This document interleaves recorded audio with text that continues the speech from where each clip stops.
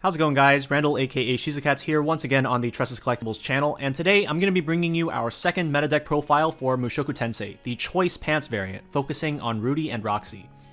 If you haven't already, be sure to check out our first meta deck profile which we uploaded last week, the 8 standby deck focusing on Eris and Ghislaine. The Choice Pants deck highlights many Rudy and Roxy cards that are designed to be played together. It's a great deck to build off of the Trial Deck Plus, which already focuses on the early episodes of Mushoku Tensei when Roxy is teaching Rudy the fundamentals of magic. Previously on the channel, we went over some of the ways you can improve the Trial Deck on a budget as part of our TD++ series, and this deck profile can be seen as the end goal for the Trial Deck progression. The big strength of this deck, in my opinion, is in its flexibility and ability to adapt to different situations. With Choice Climaxes, you have the option to gain stock or hand. With Twin Drive abilities, granted by the Roxy Brainstorm, you can not only pay out climaxes on the fly, but also pay out key cards to make sure they don't get stuck in stock. With the Roxy Amulet event, we can use its searches to adapt based on the current game state. With our finisher, we have a choice of how much damage we want to burn for. With all these choices, there's a lot of room for skill expression, but overall the deck has a very solid foundation and can be a great deck for newer players to pick up as well. First, let's take a look at the Climax line. Similar to our Ruby and Bang Dream lists that we've previously featured on the channel, we're running a 5-3 climax split, with 5 choice climaxes and 3 pants climaxes. This is a ratio that I like using when pants is on the level 3 combo, as choice is just an overall better trigger, and we have plenty of time to find the pants climax by late game to use for our finisher. Our level 1 combo is the Rudy from the Trial Deck. This is a very strong combo, allowing us to mill quickly through our first deck while picking up extra advantage without requiring any interaction with our opponent. Additionally, he also gets an additional 1500 power when using the combo, letting him reach 7500 on the offense without any extra help. However, this ability does come with a condition of Experience 2, meaning the levels of cards in our level zone have to add up to 2 or more, so we'll be building our deck in such a way that accommodates this. At level 3, we have the Roxy Double R finisher. She has 9k base power, going up to 11k during our turn, on-play heal, and her Climax combo finisher ability. At the end of her attack, we can choose to either burn 1 at no cost, or burn 3 at the cost of discarding 2 cards.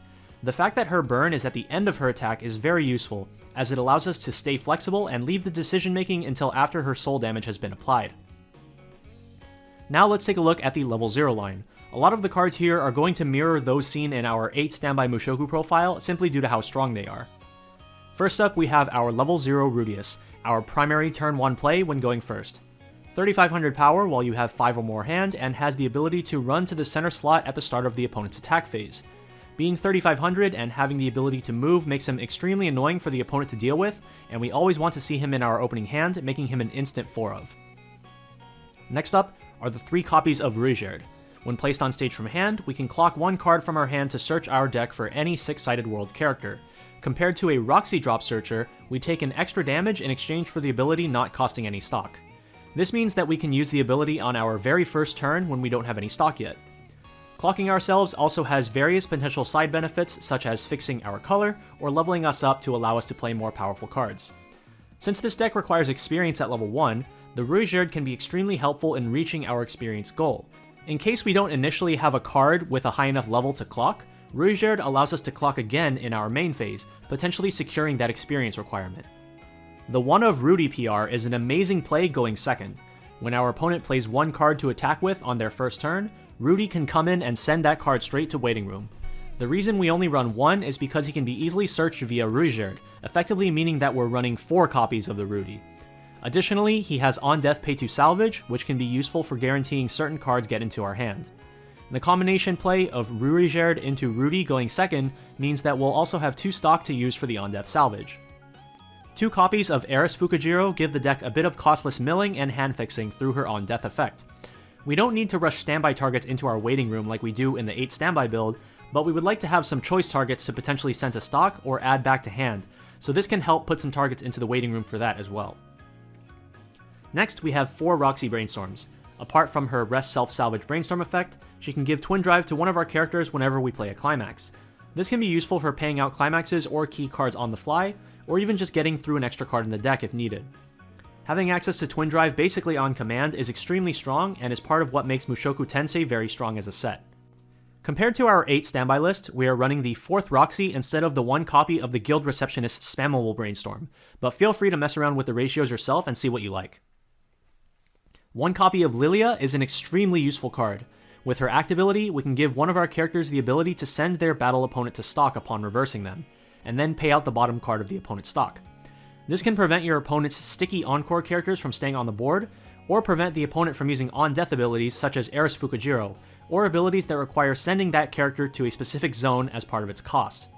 Ideally, when playing this Lilia, you want to have characters with high power on offense to leverage the ability onto, and our level 1 combo and level 3 early play can do just that. Additionally, Lilia can also rest herself and discard an event to salvage a character. The event we play in this deck, the Mirrored Amulet, can search the deck for a character, but if you want waiting room access instead, consider discarding it for this Lilia's effect. Next, I run 1 copy of the Climax Swap Roxy from the trial deck, allowing us to swap between climaxes at will. Since this deck can often find itself going for multiple turns of Rudy level 1 combo in a row, having access to the Roxy Climax Swap helps us loop the combo more easily. Additionally, on play she can pump 1500 power anywhere until end of turn. Notably, this allows Rudy combo to attack for 9000 power with the combo, allowing him to reliably contest the common 1175 standby characters which he would otherwise tie with, and when going against 8 standby Mushoku, lets him contest the common 8500 power Erises when backed up by a 2-2 Ghislaine. Lastly, we run a 2-2 package of the Roxy Event Bonder and the Amulet of Magurdia. Roxy lets you discard a card when placed on stage to salvage the amulet, and also lets you take a peek at the top and bottom cards of your opponent's deck. The amulet itself is an extremely strong hand fix tool, letting you search your deck for any character, discard a card, and then send itself to memory. While in memory, if you level up, you can send the amulet back to your waiting room to search again, essentially making the card a 2-for-2 hand fix for 0 stock. You need a Roxy to play the amulet, but between the Roxy Event Bonder and your Roxy Brainstorms, this shouldn't be too hard to manage. Next, onto our level 1s. Alongside our 4 copies of Rudy combo, we have 1 copy of In the Sunlight Roxy. Roxy gains 500 power for each of our other 6-sided world characters, bringing her up to a respectable 6k max. She also has an effect where when any of our characters triggers either the Trial Deck Choice Climax or the Roxy Pants Climax, we can pay 1 stock to draw a card. This is another instance of us having flexibility in the deck, as we can pay the stock to gain cards, or we can leave the stock there to use it for other things. If you aren't fielding an entire front row of Rudy combos, this Roxy is the next best thing to have. Most decks normally only run just 1 copy of their Anti-Change Bomb, but in this deck, we run 2 copies of this Rudy because of his second effect. In addition to being an Anti-Change Stock Bomb, at the start of our attack phase, if we don't have any climax in play, we can discard the Rudy runner to search our deck for the Rudeus Choice Climax from the trial deck and place it straight into the climax area.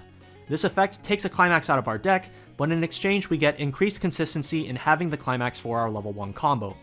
Notably, this ability can also be used when the Rudy bomb is in the back row, in case you want to grab the climax now for the combo and then use the bomb effect on a later turn. Our last level 1 is 2 copies of the Roxy Global Support. She gives 500 power to all of our other characters, but additionally gives an extra 1000 power on top to all copies of our Rudy level 1 combo. This brings them up to 6500 power on either player's turn, and with the Climax combo, lets him reach 9k power on offense. As I mentioned earlier with the Roxy Climax Swapper, this allows Rudy to surpass the 8500 power that you can expect from 8 standby Mushoku, as well as contesting other various 8 standby power lines. When you're at level 3, Roxy gains an additional ability where you can send her to waiting room to summon the level 3 Roxy Assist straight from your hand without paying any stock cost. This means that the on-play ability of draw 2 discard 1 does not end up being a net plus in cards, but you are saving 2 stock. It's important to maintain resources wisely throughout the game and decide whether the hand or stock will end up being more important. For our level 2s, we have just 2 counters, 1 Rudy Rest counter and 1 Ghislaine Anti-Change counter. Both can be very handy on the defensive, but for different reasons. Rudy lets us stave off our opponent's aggression by resting one of their characters, while Ghislaine lets us potentially avoid opposing on-reverse abilities by sacrificing our own character, on top of potentially just using the anti-change effect. Our finisher Roxy does not use any stock during the attack phase, which means our stock can be utilized on the defensive with either of these counters.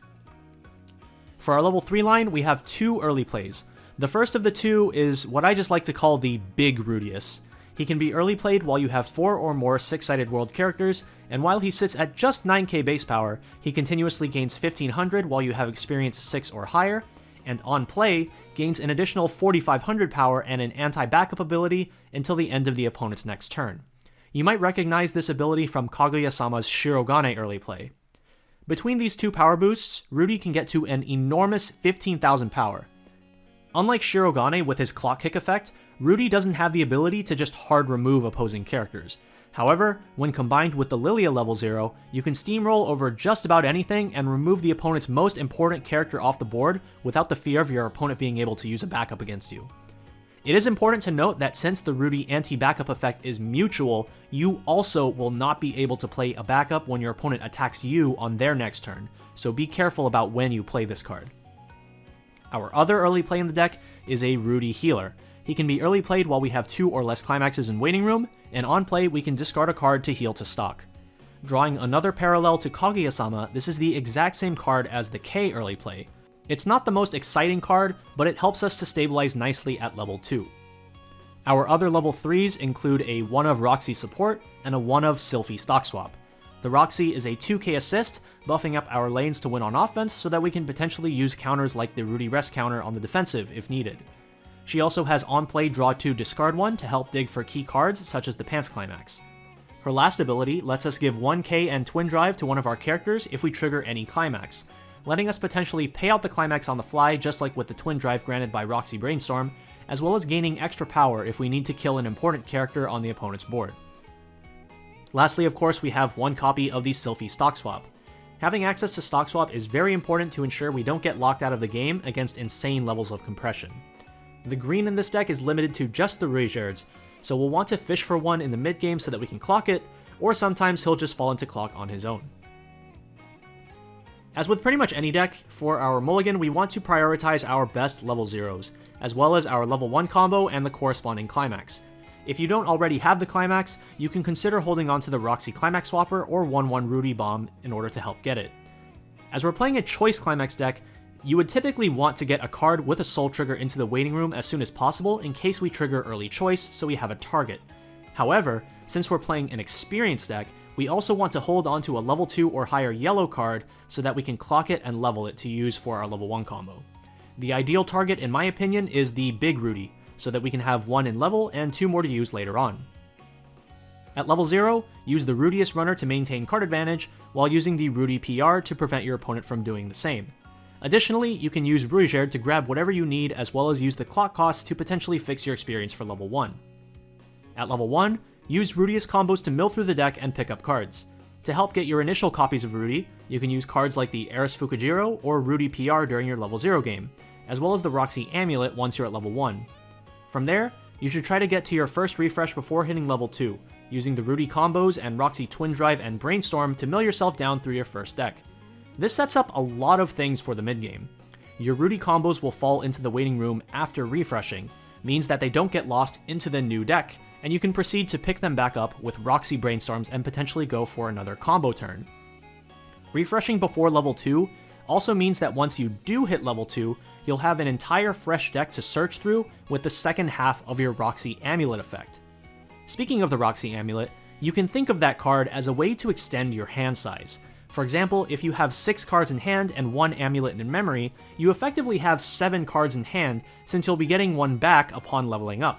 However, if you have 7 hand already and an amulet in memory, it's like you actually have 8 cards in hand, letting you bypass the end of turn hand size limit. When gauging your position in game, remember to take your amulets in memory into account as well. At level 2, use a combination of the 2 Rudy early plays as necessary. Big Rudy plus Lilia is a great combination for eliminating specific enemy threats. You should be preparing for level 3 by picking up endgame cards like Roxy Combo, her Pants Climax, and maybe a counter or 2. At level 3, Roxy's finisher combo aims to close out the game. If you aren't able to get the finishing blow, the combination of Roxy's on-play heals and defensive counters such as the Rudy rest counter can help you survive into your next turn. For our leveling order, we pretty much always want to go yellow, then blue, then green. We always have to put a level 2 or higher card into level zone when going to 1 so that we can use our Rudy level 1 combo. So if that card ends up having to be a blue level 3 or even the Sylphie stock swap, so be it. We gotta do what we gotta do. Going into level 2, you can level a Roxy combo alongside a yellow level 3 from level 1 to go up to experience 6 and turn on Big Rudy's continuous effect to get an extra 1500. But if you think that the 1500 extra power won't make much of a difference in the current matchup, you can also consider going without the experience 6. Finally, level a Rudeus to turn on your Sylphie stock swap when going into level 3. For some alternative options that we didn't feature in this deck profile, consider trying out the level 1 Roxy promo. She has a level swap ability, letting you potentially fix your experience requirements.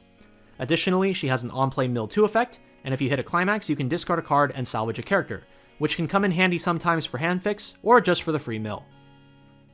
Another option that you can try is the Cringe Roxy. If you have Big Rudy in your level zone, which is our ideal target anyway, she gains 2000 extra power and hand encore, putting her at 8500. On top of that, she can get up to 4k extra power on attack, letting her swing for 12-5, contesting a lot of early play or standby power lines.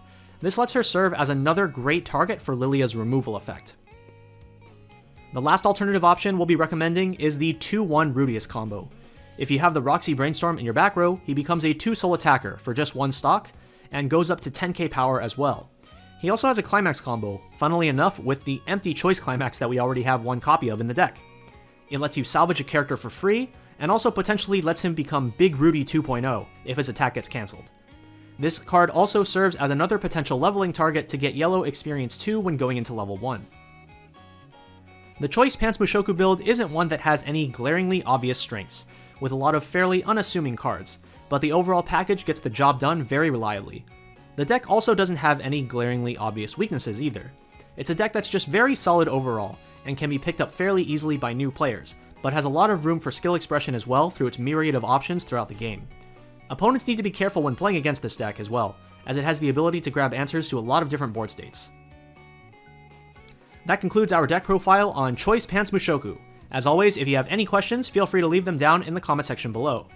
Hope you guys enjoyed the video, and be sure to subscribe and stay tuned to our channel for some upcoming gameplay with this deck as well. This has been Randall, aka Shizukats, on the Tressa's Collectibles channel, and we'll see you guys next time. Bye!